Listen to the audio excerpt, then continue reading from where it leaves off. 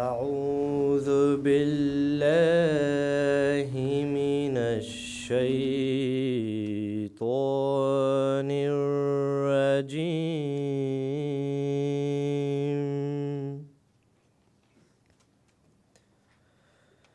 بسم الله الرحمن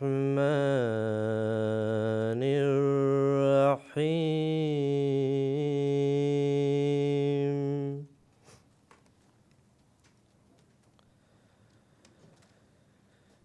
يسبح لله ما في السماوات وما في الأرض الملك القدوس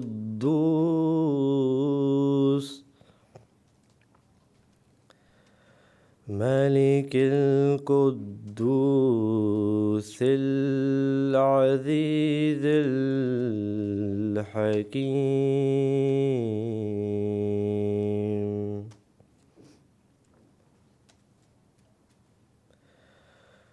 هو الذي بعث في الأميين رسولا منهم يتلو عليهم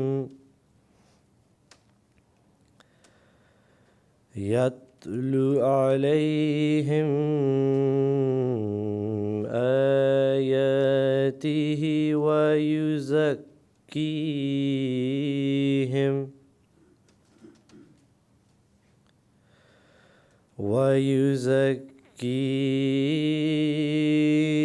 ويعلمهم الكتاب والحكمة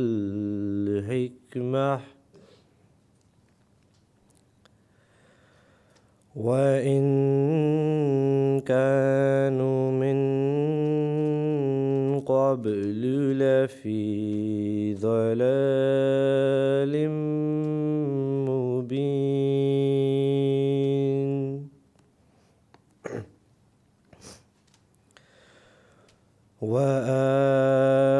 وآخرين منهم لما يلحق بهم وهو العزيز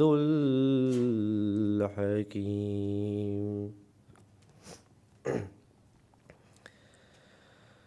ذلك فضل الله يؤتيه من يشاء والله ذو الفضل العظيم.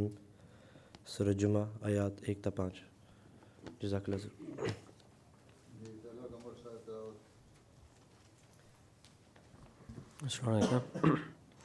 English translation. I seek refuge with Allah from the accursed Satan. In the name of Allah, the Gracious, ever merciful. Whatever is in the heavens and whatever is in the earth glorifies Allah, the Sovereign, the Holy, the Mighty, the Wise. He it is who has raised among the unlettered people a messenger from among themselves who recites unto them his signs, and purifies them and teaches them the book and wisdom, though before that they were in manifest error.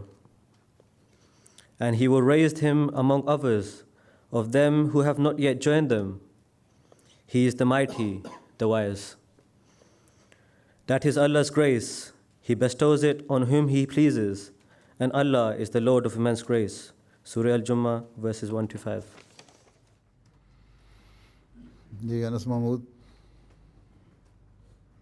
अस्सलाम वालेकुम हुजूर। حدیث نبی کریم صلی اللہ علیہ وسلم۔ اعوذ باللہ من الشیطان الرجیم، بسم اللہ الرحمن الرحیم۔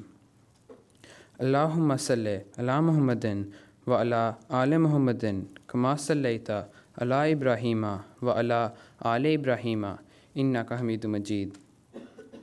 اللہم بارک علی محمد وعلی آل محمد کما بارکت علی ابراہیم وعلی آل ابراہیم انک حمید مجید۔ حدثنا ابا ہریرہ رضی اللہ عنہ قال قال رسول اللہ صلی اللہ علیہ وسلم والذی نفسی بیدہ لیوشکن ان ینزل فیکم ابن مریم حکما عدلا فیکسر الصلیب ویقتل الخنزیر ویضع الجزیہ۔ حدثنا ابا ہریرہ رضی اللہ عنہ قال قال رسول اللہ صلی اللہ علیہ وسلم کیف انتم اذا نزل ابن مریم فیکم و امامکم منکم۔ ترجمہ۔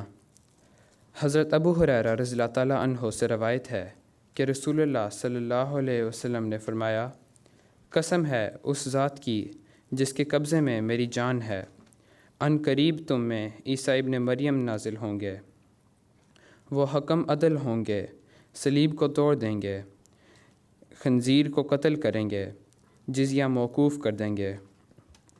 حضرت ابو ہریرہ رضی اللہ تعالیٰ عنہ سے روایت ہے کہ رسول اللہ صلی اللہ علیہ وسلم نے فرمایا، اس وقت تمہارا کیا حال ہوگا جب تم میں ابن مریم نازل ہوں گے اور تم ہی میں سے تمہارے امام ہوں گے۔ جزاک اللہ۔ جی فرمودات حضرت مسیح علیہ السلام پیر اجاز الدین صاحب۔ بسم اللہ الرحمن الرحیم۔ فرمودات حضرت مسیح موعود علیہ الصلوۃ والسلام۔ یاد رہے کہ امام الزمان کے لفظ میں نبی، رسول، محدث، مجدد سب داخل ہیں، مگر جو لوگ ارشاد اور ہدایت خلق اللہ سے معمور نہیں ہوئے اور نہ وہ کمالات ان کو دیے گئے، وہ گو ولی ہوں یا ابدال ہوں، امام الزمان نہیں کہلا سکتے۔ اب بالآخر یہ سوال باقی رہا کہ زمانے میں امام الزمان کون ہے جس کی پیروی تمام عام مسلمانوں اور زاہدوں اور خواب بینوں اور ملہموں کو کرنی خدا کی طرف سے فرض قرار دیا گیا ہے۔ سو میں اس وقت بے دھڑک کہتا ہوں کہ خدا کے فضل اور اس کی عنایت سے وہ امام الزمان میں ہوں، اور مجھ میں خدا تعالیٰ نے وہ تمام علامتیں اور تمام شرطیں جمع کی ہیں اور اس صدی کے سر پہ مجھے مبعوث فرمایا ہے، جس میں سے 15 برس گزر بھی گئے، اور ایسے وقت میں ظاہر ہوا ہوں کہ جب اسلامی عقیدے اختلافات سے بھر گئے تھے اور کوئی عقیدہ اختلاف سے خالی نہ تھا۔ ایسا ہی مسیح کے نزول کے بارے میں نہایت غلط خیال پھیل گئے تھے، اور اس عقیدے میں بھی اختلاف کا یہ حال تھا کہ کوئی حضرت عیسیٰ کی حیات کا قائل تھا اور کوئی موت کا، اور کوئی جسمانی نزول مانتا تھا اور کوئی بروزی نزول کا معتقد تھا، اور کوئی دمشق میں ان کو اتار رہا تھا اور کوئی مکہ میں، اور کوئی بیت المقدس میں، اور کوئی اسلامی لشکر میں، اور کوئی خیال کرتا تھا کہ ہندوستان میں اتریں گے۔ بس یہ تمام مختلف رائیں اور تمام مختلف قول ایک فیصلہ کرنے والے حکم کو چاہتے تھے۔ سو وہ حکم میں ہوں، میں روحانی طور پر کسر صلیب کے لیے اور نیز اختلافات کے دور کرنے کے لیے بھیجا گیا ہوں۔ انہی دونوں امروں نے تقاضا کیا کہ میں بھیجا جاؤں۔ میرے لیے ضروری نہیں تھا کہ میں اپنی حقیقت کی کوئی اور دلیل پیش کروں، کیونکہ ضرورت خود دلیل ہے، لیکن پھر بھی میری تائید میں خدا تعالیٰ نے کئی نشان ظاہر کیے ہیں، اور جیسا کہ اور اختلافات میں فیصلہ کرنے کے لیے حکم ہوں، ایسا ہی وفات و حیات کے جھگڑے میں بھی حکم ہوں۔ جی لقمان احمد صاحب۔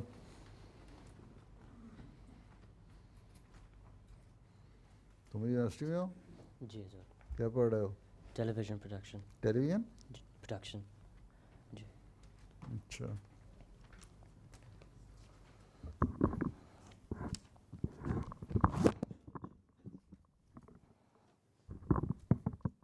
السلام علیکم سر۔ کیوں عجب کرتے ہو گر میں آ گیا ہو کر مسیح، خود مسیحا قدم بھرتی ہے یہ باد بہار،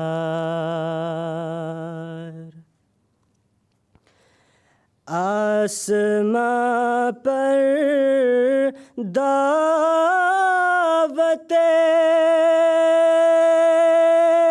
حق کے لیے ایک جوش ہے، آسماں پر دعوت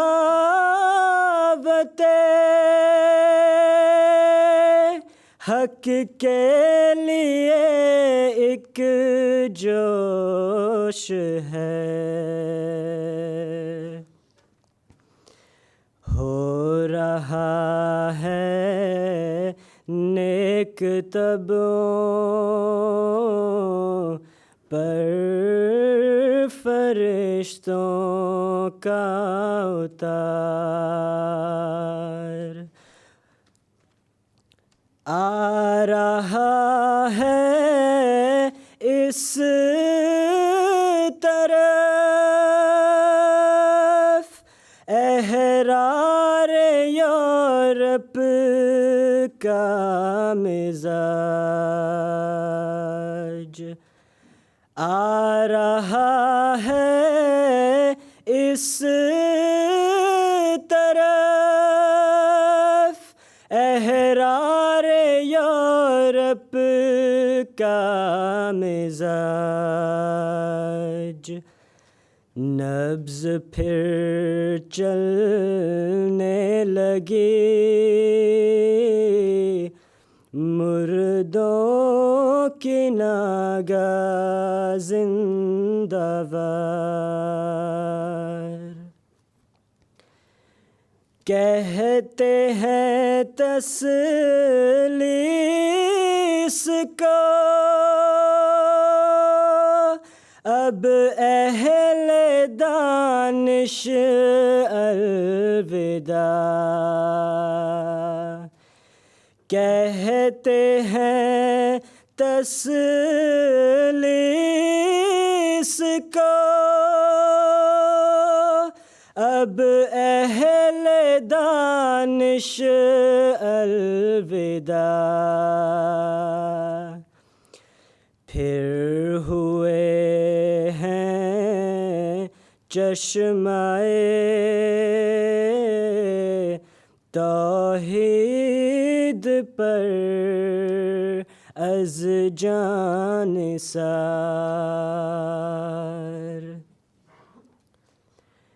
باغ میں ملت کے ہے کوئی گلیرانہ کھلا،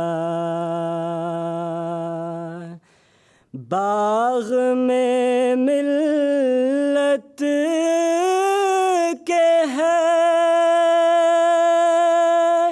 کوئی گلیرانہ کھلا، آئی ہے باد صبا گلزار سے مستانہ وار، آئی ہے باد صبا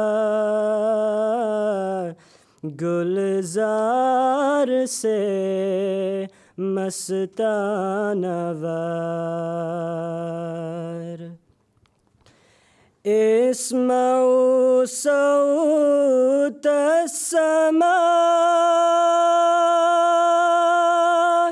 جاء المسیح جاء المسیح، اسمعوا صوت السماء جال مسیح جال مسیح نیز بشنو از زمین آمد امام کامگار نیز بشنو از زمین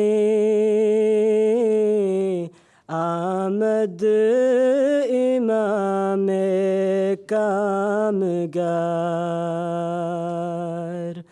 کیوں عجب کرتے ہو گر میں آ گیا ہو کر مسیح خود مسیحائی قدم بھرتی ہے یہ باد بہار. اچھا تم ختم ہو گئے ہو پہلی یہاں کلاس دونوں بھائی ایک کلاس میں آ گئے ہو. اچھا اب مقابلے پہ آ گئے اپنے بھائی کے. اچھا اور کون نیا آیا ہے پہلی دفعہ؟ ہیں اچھا بڑی جلدی جلدی 15 سال کے ہو گئے ہو. GCSE کون کر رہا ہے اس سال؟ اچھا کتنوں کا ارادہ ہے جامعہ جانے کا؟ 5-6 ہیں؟ 1 2 3 4 5 6 7 8 9 10. چلو ٹھیک ہے کلاس بن جائے گی.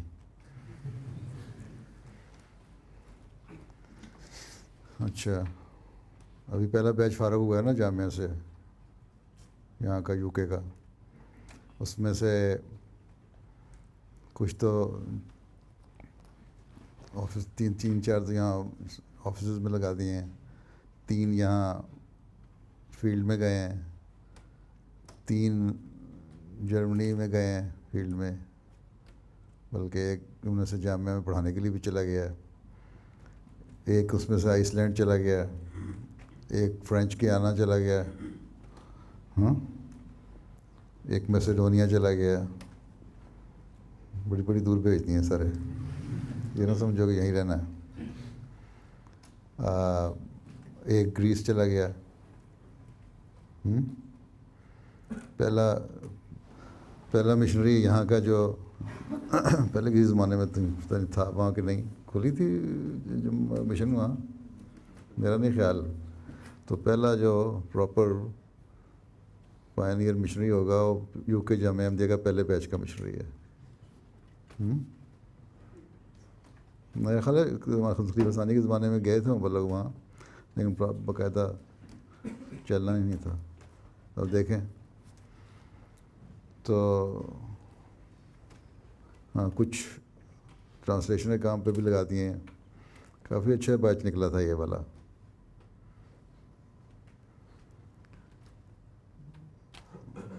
اچھا جی ظفر اللہ صاحب تیاری ہے؟ چلو پھر اللہ حافظ. بسم اللہ الرحمن الرحیم.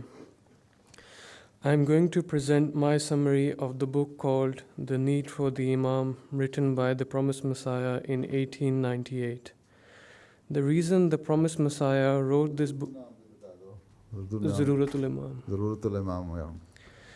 The reason the Promised Messiah wrote this book was that a friend of his traveled to Qadian and narrated some of his revelations and a dream he had seen. In the dream, the friend had said, "Why should I pledge Bai'at at his hand? It is he who should pledge allegiance to me." He did not believe that Hazrat Mirza Ghulam Ahmad to be the promised Messiah, and indeed he was unaware of the true concept of Imamat. Therefore, the promised Messiah decided to write this book in order to explain the true concept of Imamat. This book begins with the narration of a hadith which states, "He who does not recognize the Imam of his time dies the death of ignorance." If we ponder over the importance of this hadith, then it becomes clear that a righteous person would certainly seek to find the Imam of the age so that they are not amongst those who are ignorant. In this book, the promised Messiah mentions 6 qualities that the Imam of the age must possess in order to benefit mankind. First is moral strength. Whenever he comes across any mean or foul-mouthed people, he shows moral strength of the highest order. Second is the quality of Imamat itself, by virtue of which he is named Imam. It means that he should have the eagerness to excel in good deeds. Explaining the second faculty, the promised Messiah states, in short, this fine spiritual point is worth remembering that Imamat is a faculty ingrained in the very nature of the person whom the divine will has designated for this office.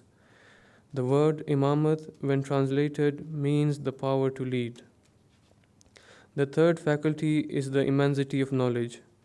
Whenever someone disagrees with him with regard to religious verities, the truth is always on his side. The fourth power is high resolve, which is essential for the Imam of the age. Resolve means not to get tired under any condition or to lose hope or to slacken in one's determination. The fifth power, which is essential for the Imam of the age, is reliance upon God. This means having firm faith that God is sufficient. The sixth requirement for the Imam is that he continues to receive visions and revelations one after the other. The promised Messiah has given 10 signs which accompany revelation, which is purely from God the Almighty.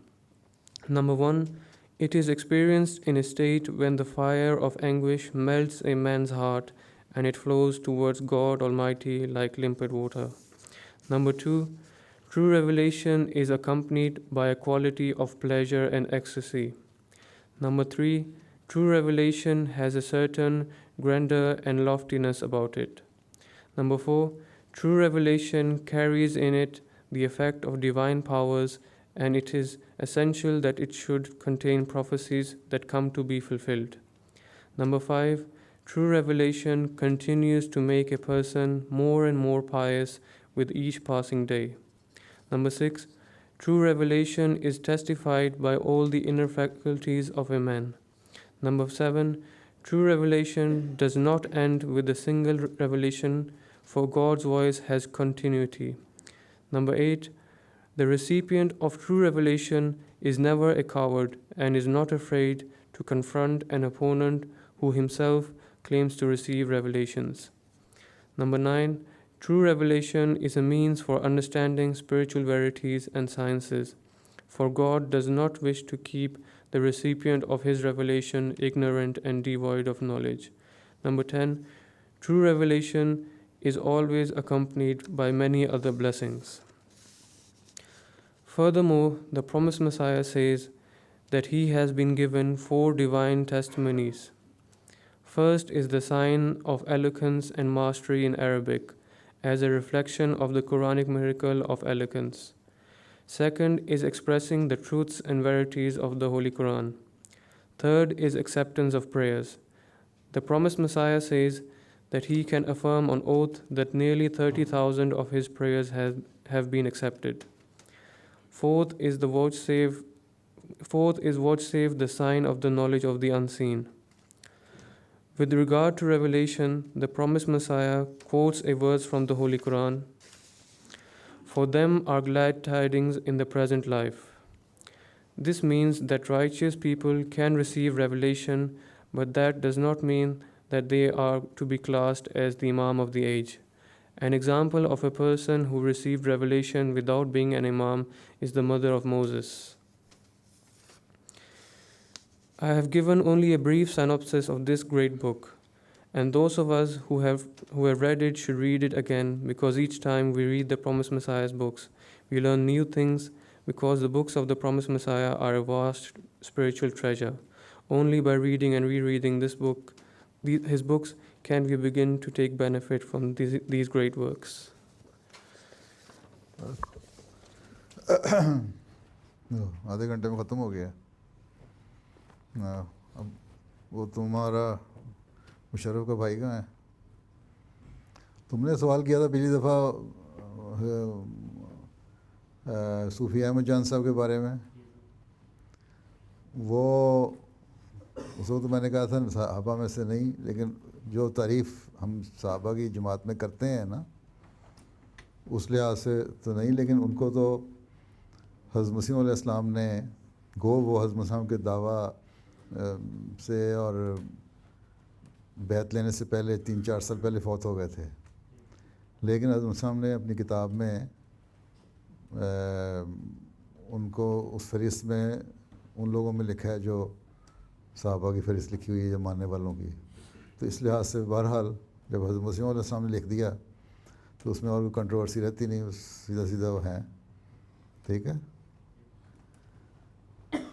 ٹھیک ہے نا. جی تو وہ حضرت مسیح موعود کے اچھے دوست تھے، اس لیے دوست تھے، ان کو تسلیم کرتے تھے، بلکہ ان سے کہتے تھے کہ آپ ہماری بیعت لیں، آپ مسیحا بنیں.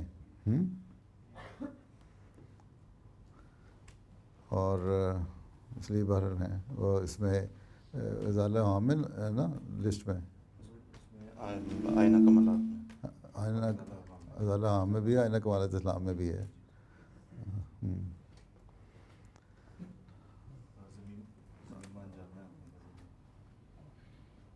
ہاں جامع آتھم میں ہے میرا خیال ہے، آخر میں جو 3 سا نام لکھے ہوئے ہیں نا اس میں اسے یہ لگتا ہے. آئینہ میں نہیں ہے، زمینہ میں. آئینہ کمالات اسلام میں اور لوگ ہیں. حضرت مسلم نے اس میں یہ لکھا ہوا ہے کہ میں نے آئینہ کمالات اسلام میں بھی بعض نام دیے ہیں، لیکن وہ جو نام دیے ہیں نا 313 کے، ان میں سے ان کا نام وہاں نہیں ہے، اس میں زمینہ میں ہے. ہاں، اور اس میں فکر اصل میں یہ لوگ رشتہ تعلق اور اس کا رکھتے ہیں، ارادت کا رکھتے ہیں. ایسے میں یہ سمجھا تھا کہ اس میں وہ کوئی اور ہوں گے صوفیہ جان، لیکن وہاں مرحوم لکھا ہوا ہے اور بھی کچھ مرحومین ہیں، اس لیے ان کا بہرحال ایک مقام ہے. ٹھیک ہے. اور وہ کون ہے جو کہتا تھا پتھروں کا اثر ہوتا ہے کہ نہیں، برج وغیرہ؟ ہاں، تم نے سوال کیا تھا جو سٹارز ہیں یا سٹونز ہیں ان کا اثر ہوتا ہے کہ نہیں ہیں؟ حضرت مسیح علیہ السلام نے لکھا ہے کہ یہ جو چیز اللہ تعالیٰ نے پیدا کی ہے اس کے کچھ نہ کچھ اثر ہیں. مثلا چاند اور سورج کا بھی اثر ہے ہماری زندگی پہ، اور نہ وہاں کا صرف ہماری زندگی پہ بلکہ ویجیٹیشن پہ بھی اثر ہے. بعض مثالیں دی ہیں پھلوں کی، پھل بڑے ہوتے ہیں، اس میں مٹھاس پیدا ہوتی ہے. بلکہ ککڑی کے بارے میں کہا جاتا ہے کہ پھیلتی ہے رات کو ہیں. اسی طرح سٹونز ہیں، ان کا بھی اس طرح کوئی چیز بھی جو ہے وہ بغیر اثر کے نہیں اللہ تعالیٰ نے پیدا کی. یہ ستارے صرف ہمیں نظر آتے ہیں، صرف ایک ہی مقصد نہیں ہے کہ لوگ کہہ دیتے ہیں جی کہ اس کو اگر کمپس نہ ہو تو رات کو دیکھ کے سفر کرنے کے لیے سمندر والے وہ ستارے کو دیکھ کے تو سفر کرتے ہیں، نارتھ سے ساؤتھ کو پتہ لگ جاتا ہے. صرف وہ مقصد نہیں ہے بلکہ اور بھی مقاصد ہیں، اس لیے اثر اپنا ڈالتے ہیں. بلکہ جو ڈاکٹر کلیمنٹ جو تھا ایسٹروناٹ،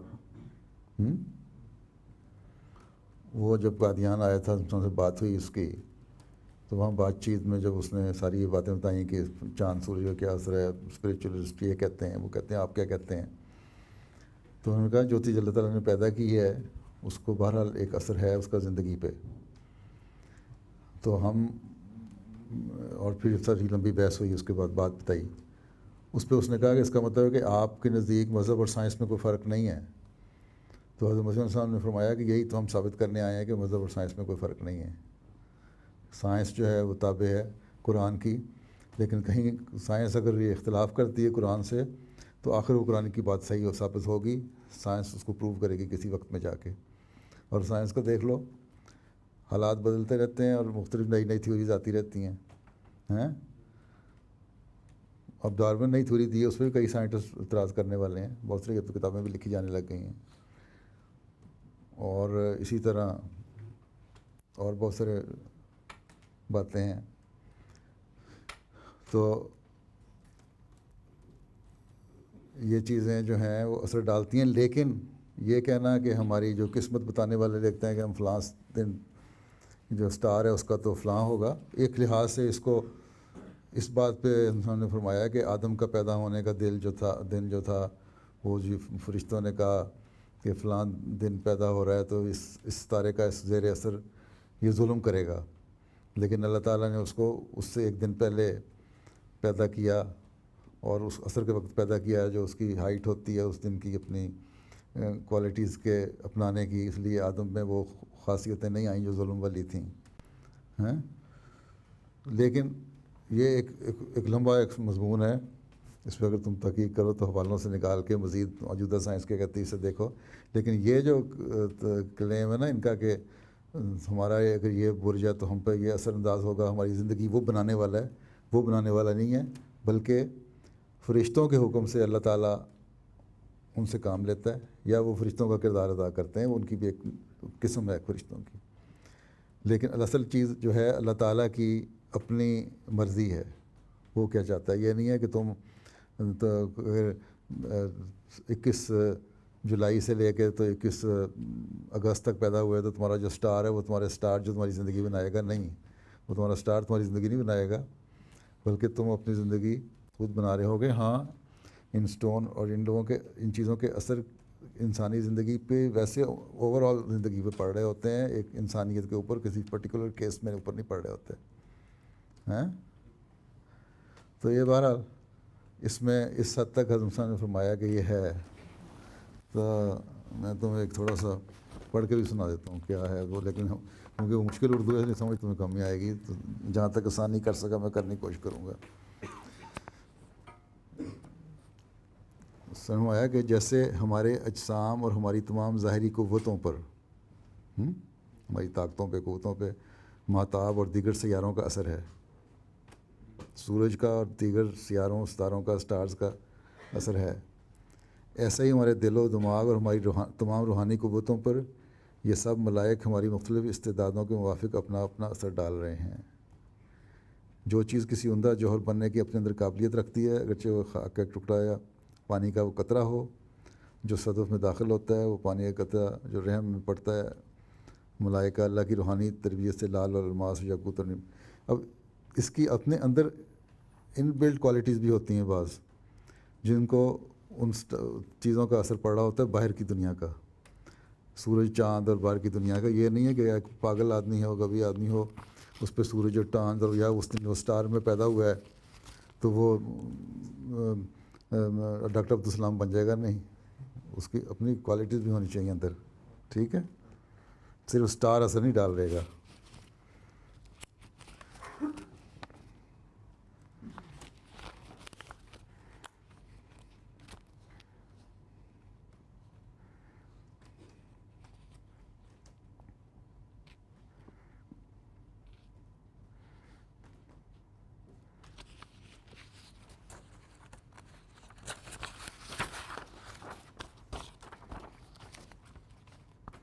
یہ فرمایا کہ ہم یہ عقیدہ رکھتے ہیں کہ خواص اشیاء یعنی جو کوالٹیز ہیں چیزوں کی جو بھی دنیا میں پیدا کی ہیں اللہ تعالیٰ نے حق ہیں، سچی بات ہے، اور ان میں اس علیم و حکیم خدا کے اذن سے جس نے کوئی چیز بے فائدہ پیدا نہیں کی بعض تاثیرات ہیں، ان کا بہرحال اثر ہے، اور ہم ہر چیز میں کوئی خاصیت اور اثر پاتے ہیں جو اللہ تعالیٰ نے اس میں ودیت کی ہیں.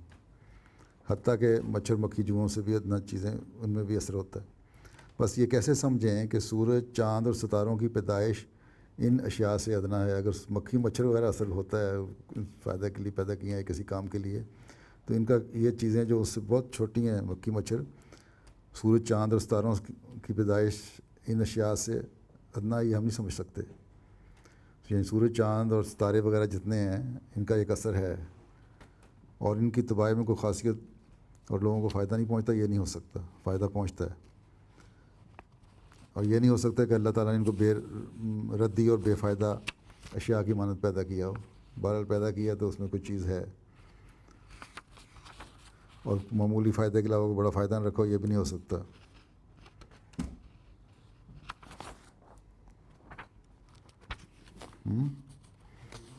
ان فی خلق السماوات والارض واختلاف اللیل والنہار کا جو اللہ تعالیٰ نے کہا ہے کہ اس پہ سوچو اور غور کرو، یہ اسی لیے کہا کہ ان چیزوں میں اثر ہے تو غور کرو. تو یہ تو اقتباس جو تھا یہ تو حمامۃ البشریٰ سے ہے، یہ عربی میں کتاب ہے یہ تو. اور اس سے پہلے جو تمہیں میں نے دیا تھا شروع میں وہ توضیح مرام کا روحانی خزائن کی 3 جلد ہے اور صفحہ 68 ہے.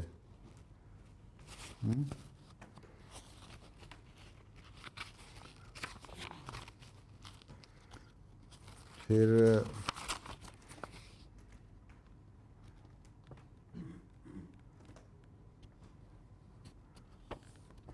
یہ فرمایا کہ اسی عربی حمامۃ البشریٰ کا ہی صفحہ کا ترجمہ ہے 267 270 کا، اس میں سے ایک حصہ یہ اتنا فقرہ پڑھ دیتا ہوں کہ فرمایا کہ جان لے کہ اکثر راسخ علماء یعنی جو علماء ہیں اور کہ جن کو دنیا سمجھتی ہے علماء اور جن کے کچھ متذکرہ آیات کی تفسیر میں ان فی خلق السماوات والارض کی تفسیر میں اس طرف گئے ہیں جس طرف ہم گئے ہیں. عقیدہ رکھتے تھے کہ سورج، چاند اور ستاروں میں تاثیرات ہیں اور انہیں اللہ تعالیٰ نے اپنے بندوں کی مصلحتوں کے لیے پیدا کیا ہے.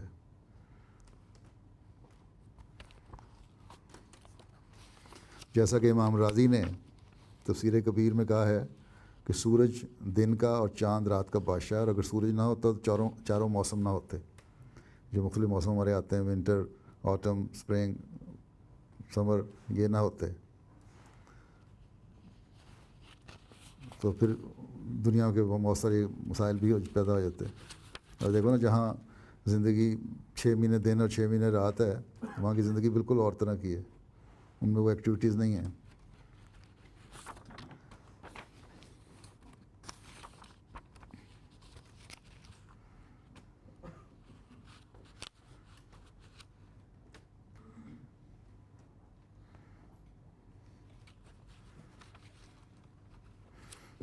پھر فرمایا علوم کیا ہیں، جو دنیا کا سارا علم ہے، نالج ہے، وہ کیا چیزیں ہیں؟ اگر صرف خواص الاشیاء کا نام ہے، یعنی خاص نام صرف ہے چیزوں کے اور ان کے یہ چیز خواص ہیں، سیارے یا ستارے یا نباتات کی تاثیریں اگر نہ رکھتا اللہ تعالیٰ تو اللہ تعالیٰ کی صفت علیم پر ایمان لانا انسان کے لیے مشکل ہو جاتا. یہ ملفوظات جلد اول میں ہے.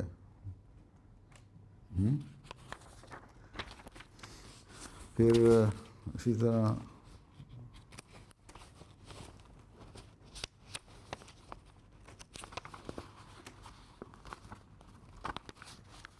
اس کو جو ڈاکٹر کو جواب دیا تھا یہی تھا جو پہلے میں بتا چکا ہوں کہ چاند، سورج، سیاروں کی تاثیرات کے ہم قائل ہیں، ان کا اثر ہوتا ہے. بہرحال ان سے انسان فائدہ اٹھاتا ہے. بچہ جب ماں کے پیٹ میں ہوتا ہے اس وقت بھی ان کی تاثیرات کا اثر بچے پہ پڑ رہا ہوتا ہے. اس لیے کہتے ہیں کہ جب سورج گرہن لگ رہا ہو نا تو پریگننٹ عورتیں سورج سامنے نہ جائیں، ان کے بچے پہ اثر ہو سکتا ہے ریڈیشن وغیرہ کی وجہ سے.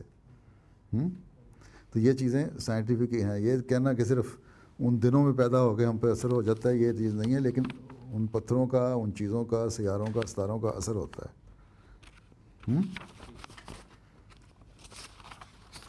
تو یہ مختصر تھا، میں نے کہا تمہیں بتا دوں. ہاں اور کچھ تم کیا کر رہے ہو آج کل مائکرو فون کی تلاش کے علاوہ؟ حضور میں اے لیول کر رہا تھا، لیکن وہ میری وہ ایگزیما کی بیماری بھی وہ اس نے تھوڑا سا روکا ہے پڑھائی کو، تو ایگزیما تھوڑا سا ٹھیک ہو رہا ہے اب، تو پڑھائی پھر سے شروع کروں گا. تم بعد میں جا کے میں نے کہا تھا وہاں سے، جی میں نے سنا تھا حضور، اس سے کوئی فرق نہیں پڑا؟ گئے وہ تھے؟ ابھی نہیں گیا، چلے جاؤ نا، لیکن سننے سے کچھ نہیں ہوگا. اثر پڑتا ہے ان باتوں کا جب کرو جو میں نے ابھی بیان کیا. حضور میں نے ہومیوپیتھی شروع کی، اور جو ہومیوپیتھی سے تو اور فلیئر اپ ہو جائے گا. جی ہو گیا نا، ہویا تھا، لیکن مجھے لگا وہ ہومیوپیتھی ہائپرٹینسی میں نہ کھانا بالکل. جی اور جو کھانا ہے وہ بھی میں جو پروسیسڈ فوڈ ہے وہ نہیں اب کھا رہا، جو پیکٹس میں آتا ہے. وہ ایک ڈاکٹر نے کہا تھا جو کیمیکلز ڈالتے ہیں اس سے بھی برا تو اثر کامی ہوتا ہے. کیمیکل جو فریش فوڈ میں بھی کیمیکل ڈالتے ہیں، جو اتنی ساری ویجیٹیبل ہیں، فروٹس ہیں، گرین ہیں، ہر چیز میں وہ کیمیکل تو بڑا ہوتا ہے اس کا. اور کیمیکل بھی آج کل جو استعمال ہوتے ہیں وہ سسٹمک ہوتے ہیں اور ان کا ریزیڈول ایفیکٹ ہوتا ہے. جی جب میچور فصل ہو بھی جاتی ہے تو ریزیڈول ایفیکٹ اس کے اندر باہر رہتا ہے. تو کیمیکل آج کل یہی ہے. اور یہ کہتے ہیں نا اینٹی آکسیڈنٹ کھاؤ تو فلاں ہوگا فلاں ہوگا. تو اس میں اسٹرابری میں بھی تو کیمیکل فرٹیلائزر ڈال دیتے ہیں. صرف آرگینک فوڈ کھاؤ پھر ہیں. اور آرگینک فوڈ صرف اس طرح کھائی جا سکتی ہے خود ہوگا وہ. اپنا ایک کچن گارڈن بنا لو.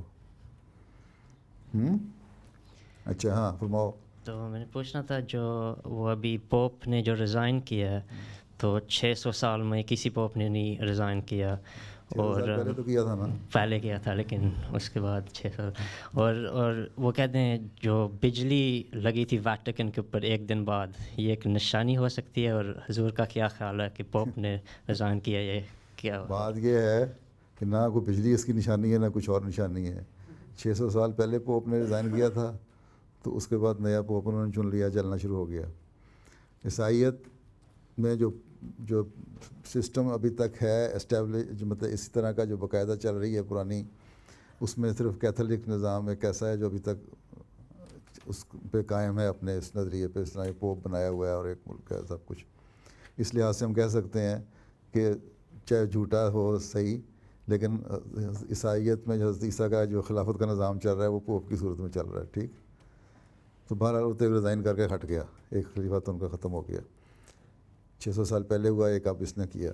باقی بجلی سے کوئی تعلق نہیں. اس کا پوپ کے خلاف جب یہ کارڈینل تھا اس وقت بھی سنا ہے کہ جرمنی میں کچھ سیکس ابیوز وغیرہ ہوئیں. کچھ اس کے جو تھے انڈر کام کرنے والے پادری ہیں اور بہت سارے لوگ ان کی ایگزیکٹو کے, انہوں نے اس طرح کی حرکتیں کیں اور اس نے بجائے اس کے ان کے خلاف کارروائی کرتا اس کو دبایا. اسی طرح موجودہ کارڈینل جو ہیں اس کے ارد گرد جو اس کی عاملہ ایگزیکٹو ہیں ان میں سے بہت سارے ایسے لوگ ہیں جو اس بے تحاشا ایسے کاموں میں انوالو رہے ہیں جو غلط ہیں.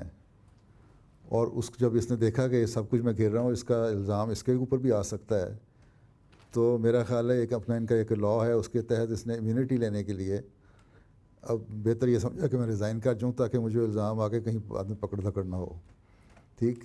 تو ابھی تک یہی کہا جاتا ہے, یہ اخباروں میں آتا ہے. اس لحاظ سے ہے کہ اب جو نیا آئے گا وہ کس حد تک پاک صاف ہے اللہ بہتر جانتا ہے. تو اس کا بجلی گرنے سے یا کچھ سے کوئی تعلق نہیں ہے. ان کا اپنے اندر ایک کنٹروورسی شروع ہو چکی تھی ان ایشوز کی وجہ سے, جس کی وجہ سے اس کو ریزائن کرنا پڑا. گو باہر یہ نہیں بتاتے اس طرح, لیکن بہرحال خبریں نکالنے والے یہی خبریں نکال رہے ہیں. ٹھیک.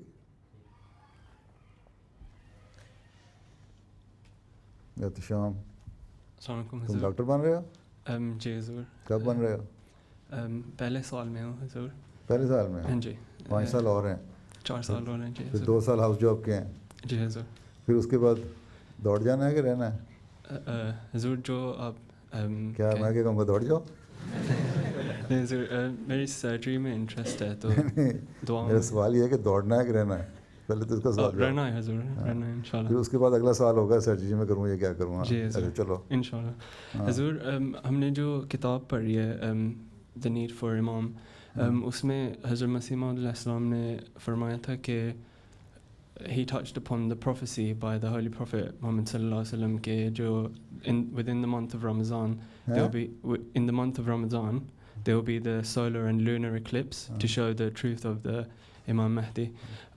تو میرا سوال ہے کہ یہ اتنا فزیکل سائن ہے رمضان کے وقت میں دونوں ایکلپس ہونا, تو یہ غیر عمدی یا جو پیپل ایکسیپٹ نہیں کرتے اس سائن کو, وہ اس کے اوپر اب تھوڑا سا لائٹ شیڈ کر سکتے ہیں؟ بات یہ ہے کہ یہ کوئی پہلا سائن نہیں تھا.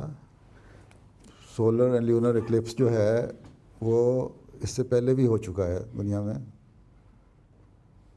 رمضان کے 1 مہینے میں ہو چکا ہے, ہوتا رہا ہے, یہ کلیم کیا جاتا ہے. لیکن بات یہ حدیث یہ تھی, آنسر نے فرمایا تھا کہ ہمارے مہدی کے لیے یہ 2 نشان ہیں کہ رمضان کے مہینے میں سورج گرہن کی جو 3 دن ہیں اس میں سے چاند گرہن کے جو دن ہے اس میں سے پہلے دن کو، اور سورج گرہن کے جو دن ہے اس میں سے دوسرے دن کو گرہن لگے گا. ٹھیک ہے. اور اس وقت گرہن لگنا تو کوئی بات نہیں، پہلے بھی لگ چکے ہیں. اس وقت کوئی کلیم ہوگا، کوئی کلیمنٹ ہوگا نا، کلیم کرنے کے لیے کہ میں امام مہدی ہوں، کسی کوئی کلیم لے کے کھڑا ہوگا. اس وقت تو پتہ لگ جائے گا تمہیں کہ یہ سچا مہدی ہے. یہ نشان ہے ایک، یہ تو ایسا سائن ہے جو آسمانی نشان ہے. اب جب حضرت مسیح علیہ السلام نے دعویٰ کیا تو علماء نے کہہ دیا کہ یہ تو حدیث ہے اور یہ نشان پورا نہیں ہوا، یہ سائن پورا ہونا چاہیے تھا سورج اور چاند گرہن کا.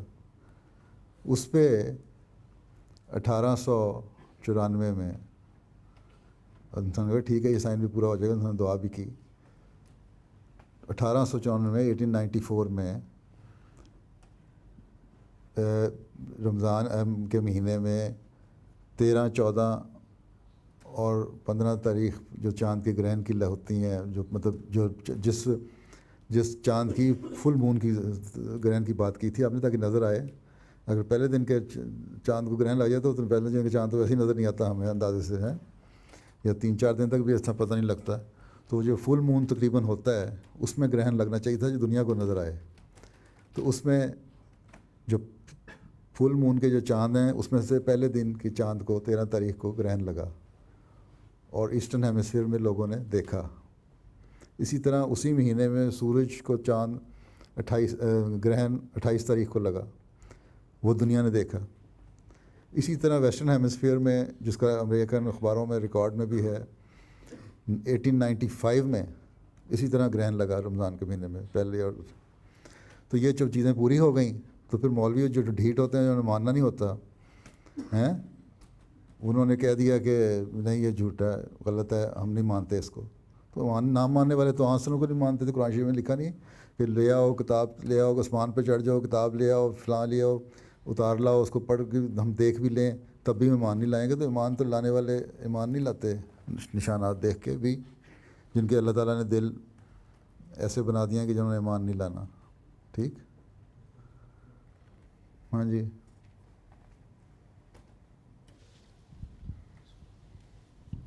السلام علیکم حضور.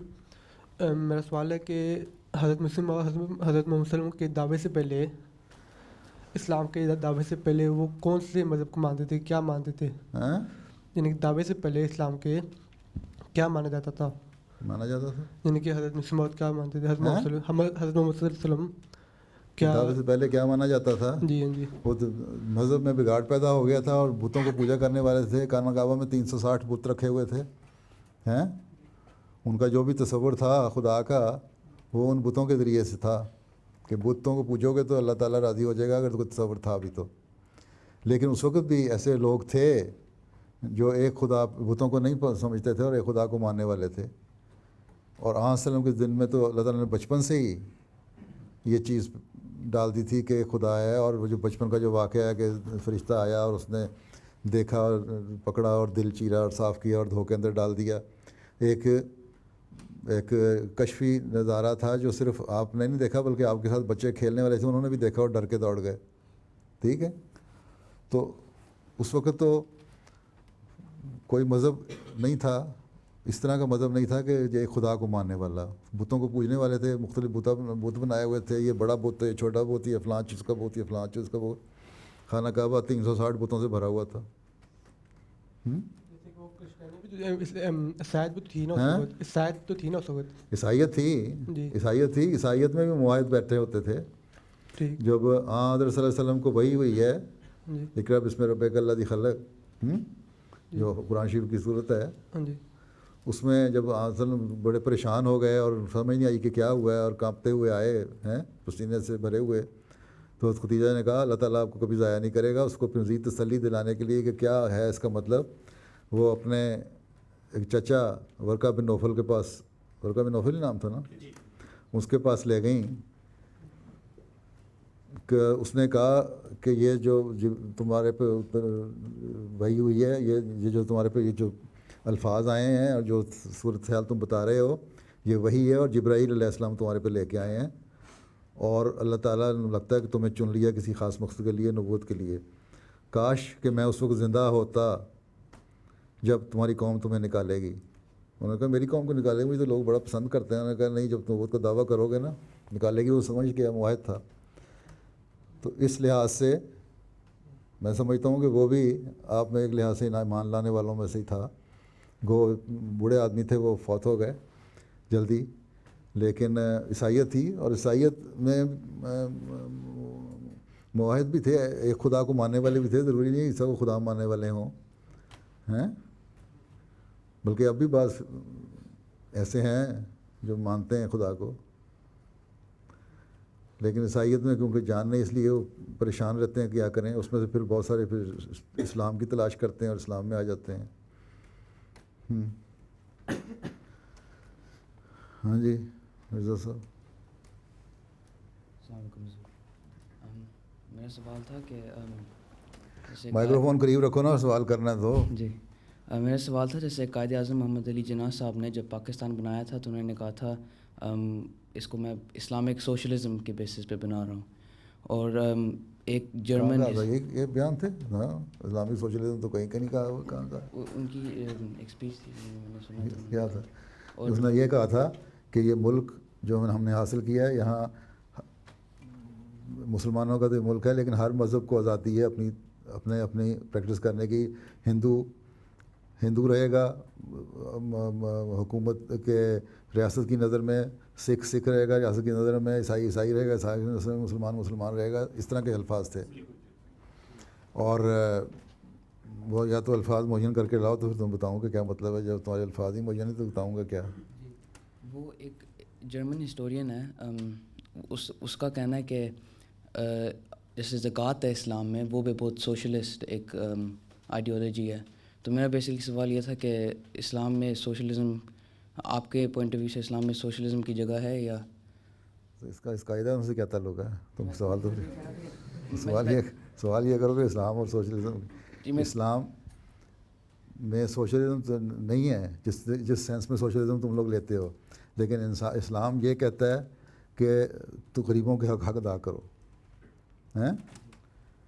اسلام یہ کہتا ہے کہ تم جو کماتے ہو اس پہ ایک سرٹن پرسنٹیج تم زکوٰۃ کی دو، اور اس کو زکوٰۃ کا مقصد یہ ہے کہ وہ جو تمہارے گورنمنٹ کے جو اخراجات ہیں رننگ، ان کو بھی پورا کرو، اس میں سے تم غریبوں کی مدد بھی کرو، اس میں سے تم لوگوں کے قرضے اتارنے والوں کی مدد بھی کرو، اس میں سے مسافروں کی مدد بھی کرو۔ بہت ساری مقاصد ہیں۔ اس کے علاوہ بھی زکوٰۃ میں پورے نہیں ہوتے تھے تو اور چندے بھی اسلام کے زمانے میں، پہلے زمانے میں، وسلم کے زمانے میں اور خلفائے راشدین کے زمانے میں لیے جاتے تھے۔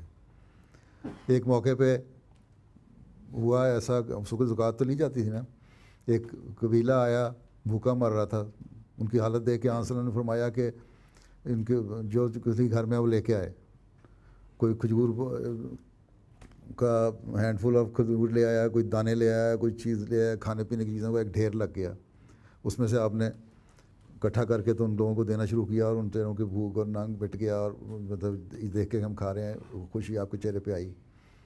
تو اسلام یہ نہیں کہتا کہ چھینو، سوشلزم بعض کیا کہتا ہے، تو یہ کہتا ہے نا برابری کے حق دو، رائٹ۔ اسلام تو جو تمہیں پرسنل پراپرٹی کا رائٹ دیتا ہے تمہاری ہے، لیکن ساتھ یہ کہتا ہے غریبوں کا حق ادا کرو، ٹھیک ہے۔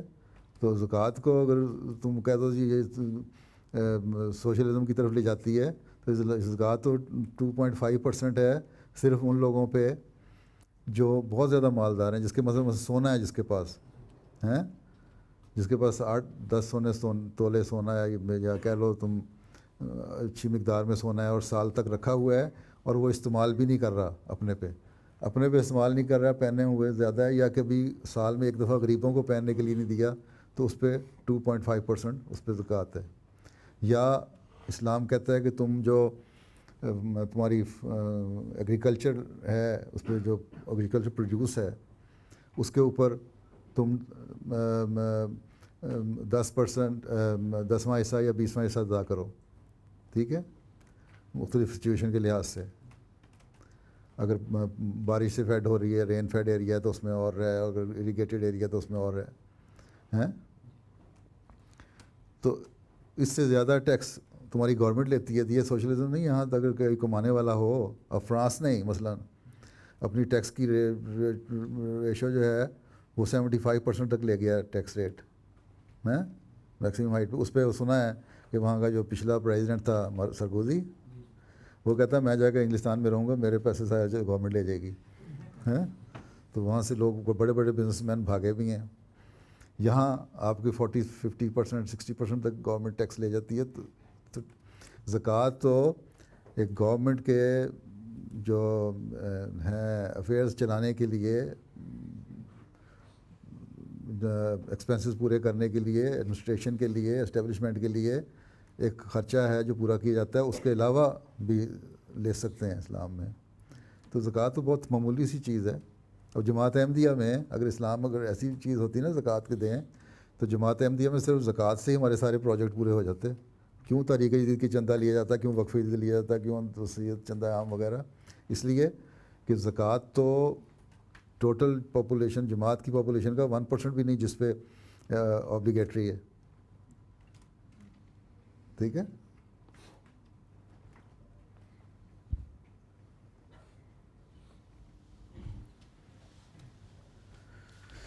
کون صاحب ہیں؟ میرا خیال ہے جمعہ خطبہ سننے لگے تم. جی چلو. حضور میں آج کل لاء پڑھ رہا ہوں یونیورسٹی میں, تو ایک موڈیول آیا ہوا ہے اسلامک لاء کے بارے میں. تو there is a debate on whether the gates of اجتہاد were open or closed. The gates of ijtihad, the gates of interpretation on Sharia are open or closed. So I was just wondering what your opinion was on this. تو open ہے. دیکھو بلکہ یہاں تک کہ حضرت مسیح علیہ الصلوۃ والسلام نے لکھا ہے کہ یہ آج کل کا جو بینکنگ سسٹم ہے اس میں جہاں کہتے ہیں کہ انٹرسٹ ہے اور فلاں ہے اور فلاں ہے, اس لیے حلال نہیں ہے, حرام نہیں ہے. کون انٹرسٹ دیتا ہے, انٹرسٹ کی کیا ڈیفینیشن ہے, کس طرح کر رہے ہیں, کیا اس کی بیسز ہیں, اس کی ڈیٹیلز کیا ہیں. یہ سارا نظام جو اتنا اپسیٹ ہو چکا ہوا ہے بینکنگ سسٹم کا بھی, حضرت نے فرمایا اس کے لیے بھی نئے اجتہاد کی ضرورت ہے. اس لیے ہم نے جماعت احمدیہ میں نے ایک کمیٹی بینکرز کی اور اکانومسٹ کی بنائی ہوئی ہے. ابھی تک وہ کام نہیں کرتی, بڑی سست ہے.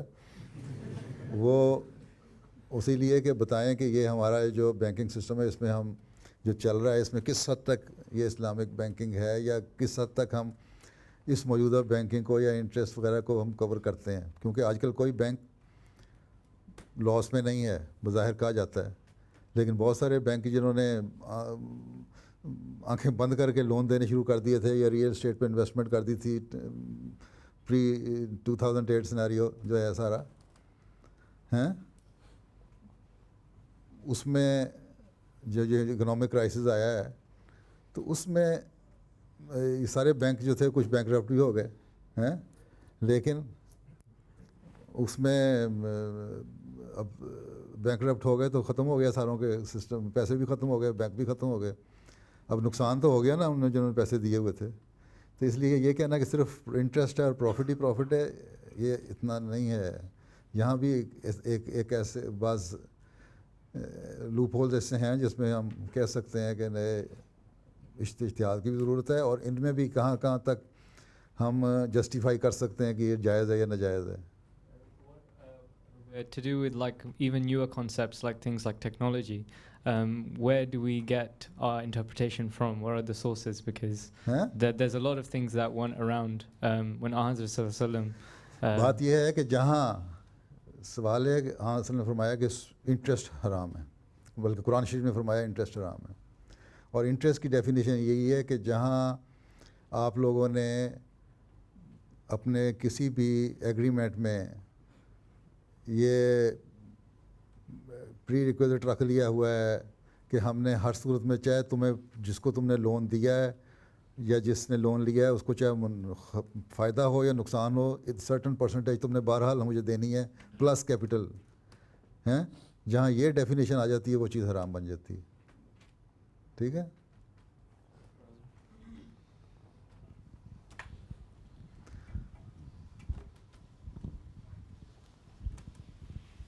السلام علیکم حضور. پچھلے 2-3 ہفتے پہلے کینیڈین گورنمنٹ نے جو نئی ڈپارٹمنٹ بنایا ہے فار ریلیجیس مائنورٹیز. ایک اور ایک کو کہتے ہیں اشکشوئی کہتے ہیں, یس یس, اچھا, لیپا پوتی کاسمیٹک ہیں version of safeguarding the rights of minority religious minorities ہیں. تو یہی میں نے بتا دیا کاسمیٹک ہے. اچھا, تو آپ نہیں سمجھتے کہ it's gonna do any good? کچھ کیا نکلے گا, کیا اس کے اپنے لوگ سمجھتے ہیں, وہاں بھی بولنے لگ گئے لوگ, کیونکہ اس کا جو ہو گیا وہاں ہوا. انہوں نے کہا جی ہم ریلیجیس فریڈم آف ریلیجن کی ایک منسٹری قائم کرنا چاہتے ہیں. اس کے لیے انہوں نے جماعت احمدیہ کو کہا کہ ٹھیک ہے, ہم آپ کا جو نیا ہال بنا ہے, جامعہ کے ساتھ بھی ایک ہال بنا ہے جو جس کا ملٹی یوز کے لیے ہال بنایا تھا ہم نے, طاہر ہال, جس کا پچھلے سال میں گیا تھا, افتتاح بھی کیا تھا. تو اس ہال میں ہم یہ سارا اپنا اوپننگ سیریمنی کرنا چاہتے ہیں اس منسٹری کی, تاکہ ہم کہیں کہ ہم نے مائنورٹی ریلیجیس گروپ کے ہال میں جا کے تو وہاں اس منسٹری کو اوپن کیا, اور تاکہ ہماری واہ ہو جائے اور لوگ سمجھیں ہم بڑے سمپیتھیٹک ہیں دنیا کے لیے ہیں. ہم نے کہا ٹھیک ہے, تم لوگوں نے ظاہری دنیا داری کرنی ہے, آ جاؤ کر لو, ہم تو گورنمنٹ کے حکم پہ انکار نہیں کر سکتے. لیکن اس کے ریزلٹس کیا ہوں گے, اس کی اچیومنٹس کیا ہوں گی, اس کا الٹیمیٹ گول کیا ہے, نہ یہ ان کو پتہ ہے اور نہ کسی اور کو پتہ ہے. ہمیں یہ پتہ ہے کہ یہ ظاہری لیپا پوتی ہے بس. ٹھیک, اب نماز کا وقت بھی ہو گیا اور 1 گھنٹہ 5 منٹ بھی ہو گئے ہیں. السلام علیکم.